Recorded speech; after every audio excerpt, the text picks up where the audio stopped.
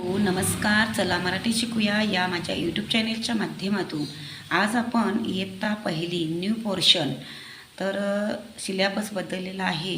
या पुस्तकातील आपण 8 नंबरची कविता पाहणार आहोत. तर पावसाळा चालूच आहे आणि हा मुलगा आपल्या आईशी काय बोलत आहे हे या कवितेच्या माध्यमातून आपण ऐकणार आहोत. तर सुरुवातीला आपण कवितेचे गायन करणार आहोत, त्यानंतर स्पष्टीकरण पाहणार आहोत आणि कविताचा हा व्हिडिओ शेवटपर्यंत जरूर पहा, त्यामुळे कवितेचा सर्व अर्थ तुम्हाला समजून जाईल. पाहूया कवितेची चाल. ए आई मला पावसात जाऊ दे, ए आई मला पावसात जाऊ दे, एकदाच ग भिजुनी मला चिंब चिंब होऊ दे.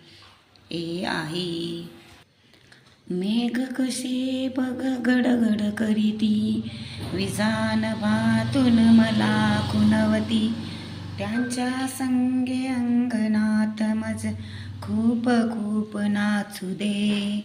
ए आई मला पावसात जाऊ दे, एकदाच ग भिजुनी मला चिंब चिंब होऊ दे.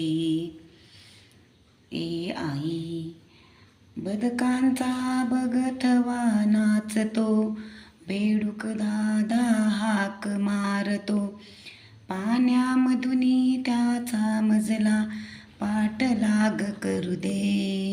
ए आई मला पावसात जाऊ दे, एकदाच ग भिजुनी मला चिंब चिंब होऊ दे.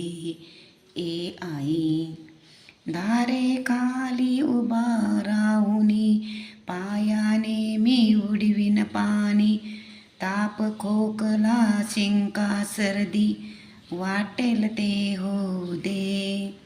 ए आई मला पावसात जाऊ दे, एकदाच ग भिजुनी मला चिंब चिंब होऊ दे. ए आई पहा किती सुंदर चाल आहे. तुम्हाला नक्की आवडेल. लाईक, शेअर आणि सबस्क्राईब जरूर करा. तसेच आपल्या मित्रांना हा व्हिडिओ नक्की शेअर करा. तर मुलांनो पाहूया आता कवितेचा सुंदर अर्थ. पहा, हा छोटासा जो मुलगा आहे, पावसाचे दिवस आहेत आणि तो आपल्या आईला काय म्हणतो, तर मला आई पावसात जाऊ दे, मला चिंब चिंब भिजायचं आहे, भिजून मला चिंब होऊ दे. मेघ बघ कसे गडगड करत आहेत, विजा कडकडत आहेत आणि त्या विजा मला बोलवत आहेत आणि त्यांच्या संगे मला नाचू दे. बदकांचा बघ तो थवा कसा बाहेर नाचतो आहे, बेडूक दादासुद्धा मला हाक मारतो आहे आणि मला पाण्यामधून त्यांचा पाठलाग करायचा आहे, त्यांचा शोध घ्यायचा आहे आणि या पावसाच्या धारेखाली उभं राहून मला पाणी पायाने उडवायचं आहे. मग मला ताप झाला, खोकला झाला, शिंका झाला, सर्दी झाली, वाटेल ते होऊ दे, काहीही झाले तरी चालेल, पण मला पावसात भिजू दे, मला चिंब चिंब भिजू दे.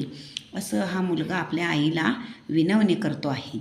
असं हे सुंदर गाणं, पावसावरील हे सुंदर गीत तुम्हाला नक्की आवडेल.